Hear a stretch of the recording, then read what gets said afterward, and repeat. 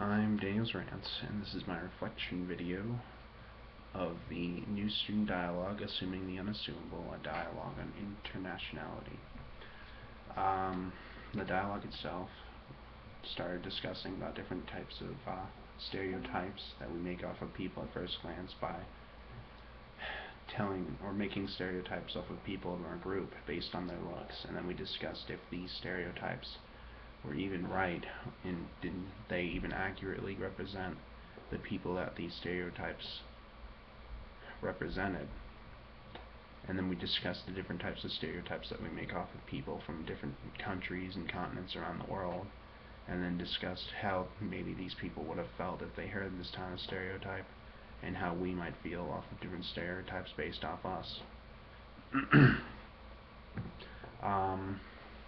I would say that the group did achieve true dialogue. It wasn't like, say, a debate where people were trying to prove their point was right and that the other people's point was wrong. It was mainly just like a discussion about the different types of stereotypes that we have heard about different people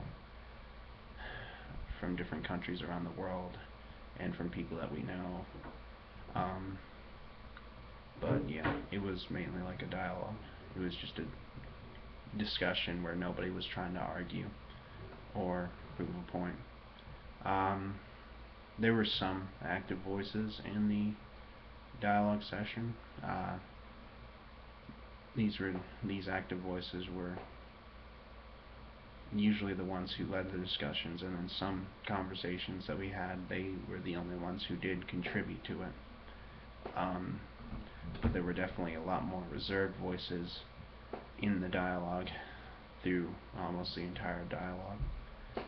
But most of these reserved voices from the beginning of the dialogue session began to talk out and contribute more to the conversation towards the end, like when we started talking about stereotypes based off of different countries and continents.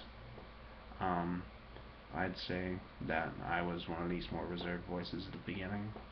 I didn't really contribute at all at the very beginning to the dialogue, and until the very end, where we started talking about different stereotypes based off different countries.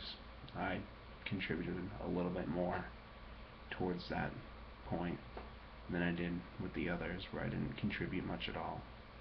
I think that new student dialogues are a part of Library 100 because of how different the college experience and the real world experience is to say how we grow up. We're not really with people that we've grown up with throughout our lives, and the people that we're meeting here aren't from just our hometowns. They're from people from different states, people from different countries and different cultures. So this dialogue was mainly to introduce us to the fact that we will be meeting different people from different cultures around the world in our university experience and beyond, and that we have to learn to accept these people's differences and try to get along with these different types of people, because we will be working with them throughout the rest of our lives. And then new student dialogues altogether mainly dealt with different types of diversity. So the whole purpose of these new student dialogues, I'd say, was just to introduce us to the fact that people that we will meet from now on are way different than how we may have been raised or how we are right now, and that we need to accept their differences and get along, and so that we can work with them without, say, tension or problems or arguments, I guess. Do I feel like it is a useful tool to my university experience? I'd say yeah, because most of my classes have a lot of people from different cultures and different countries.